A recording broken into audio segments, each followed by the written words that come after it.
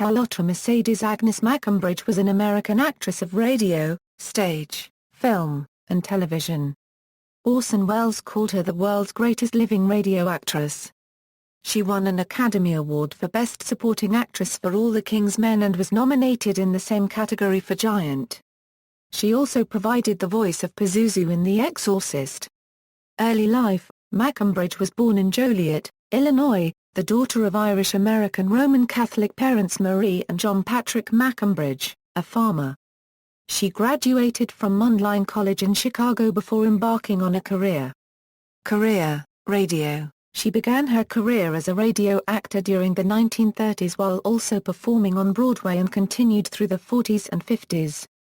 Her radio work in this period included episodes of Lights Out, episodes of Inner Sanctum, episodes of the Bulldog Drummond radio series, episodes of Gangbusters, episodes of Murder at Midnight, episodes of Studio One, episodes of Screen Directors Playhouse, episodes of Ford Theatre, Rosemary Levy on Abby's Irish Rose, Peggy King Martinson on This Is Nora Drake, various characters on the radio series I Love a Mystery in both its West Coast and East Coast incarnations. She frequently did feature roles on the CBS Radio Mystery Theater, and was an original cast member on The Guiding Light. She also starred in her own show, Defense Attorney, as Martha Ellis Bryant. Films: her Hollywood break came when she was cast opposite Broderick Crawford in All the King's Men.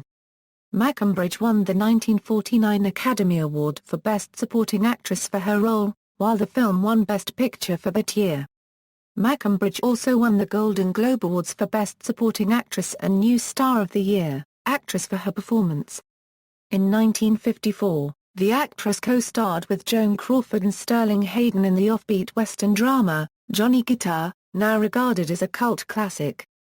McCambridge and Hayden publicly declared their dislike of Crawford, with McCambridge labeling the film's star a mean, tipsy, powerful, rotten-egg lady. McCambridge played the supporting role of Luz in the George Stevens classic Giant, which starred Elizabeth Taylor, Rock Hudson, and James Dean. She was nominated for another Academy Award as Best Supporting Actress but lost to Dorothy Malone in Written on the Wind. In 1959, McCambridge appeared opposite Katharine Hepburn, Montgomery Clift and Elizabeth Taylor in Joseph L. Mankiewicz's film adaptation of Tennessee Williams' Suddenly, Last Summer. McCambridge provided the dubbed voice of the demonically possessed girl in The Exorcist, acted by Linda Blair. According to director William Friedkin, she initially requested no credit for the film fearing it would take away from the attention of Blair's performance, but later complained about her absence of credit during the film's premiere.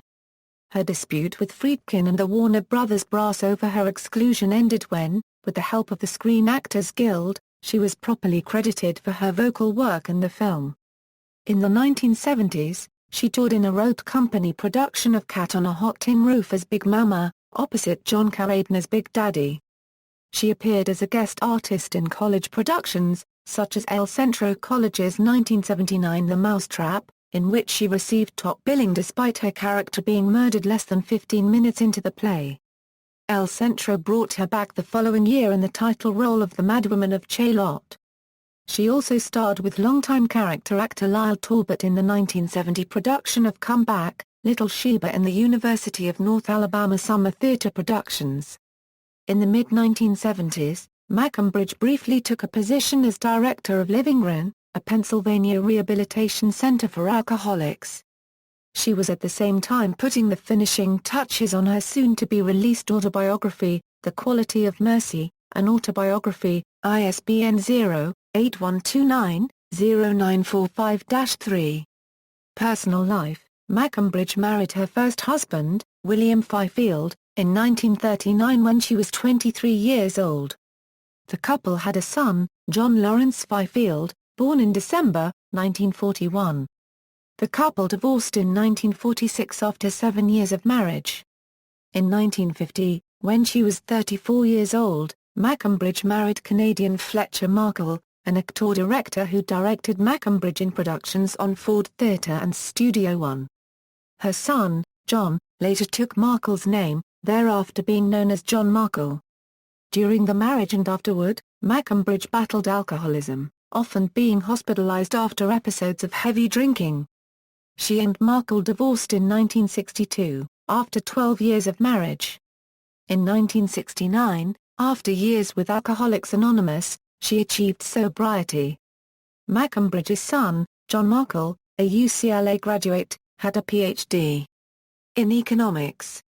He became a futures trader at Stevens & Company, but after a meteoric rise through the company's ranks, things began to unravel in the fall of 1987 when it was discovered he was engaging in fraud, essentially by charging all his losing trades to Stevens, while depositing the revenue from winning trades in a trust account in McCambridge's name. Markle was put on temporary leave, then fired from his position as a futures trader at Stevens & Company for mishandling funds. McCambridge refused to cooperate with Markle and the company in instituting a repayment scheme that would have kept the matter from becoming public. Shortly thereafter, in November 1987, Markle killed his famiglia, his wife Christine and daughters Amy and Suzanne, and then himself in a murder-suicide. He left both a note taking responsibility for his crimes, and a long, bitter letter to his mother. A $5 a million lawsuit was filed against Markle's estate and McCambridge claiming fraud and misappropriation of funds. Although some of the mishandled funds had been handled under McCambridge's name through Markle's power of attorney, she herself was subsequently cleared of any wrongdoing. Death: McCambridge died on March 2, 2004, in La Jolla in San Diego, California, of natural causes, 2 weeks shy of her 88th birthday. For her contribution to television and motion picture industry, Mercedes McCambridge has 2 stars on the Hollywood Walk of Fame, one for motion pictures at 1722 Vine Street, and one for television at 6243 Hollywood Boulevard. Filmography, references. Further reading, Lackman, Ronald W. Mercedes McCambridge, A Biography and Career Record. McFarland & Company 2005. ISBN 0-7864-1979-2. McCambridge, Mercedes. The Quality of Mercy, An Autobiography. Times Books, 1981. ISBN 0-8129-0945-3. Terrace, Vincent.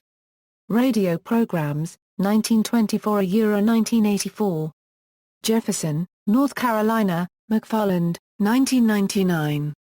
ISBN 0-7864-0351-9. External links: Mercedes McCambridge at the Internet Movie Database, Mercedes McCambridge at the Internet Broadway Database, Mercedes McCambridge at Find a Grave, Tarple, J. Run Home, Slow. Grim Little Movies in Black and White. Fade to Black. Retrieved July 16, 2009. Moritz, Gwen. 15 years later, Murder-Suicide fades from view. Arkansas Business Journal Publishing, Incorporated A.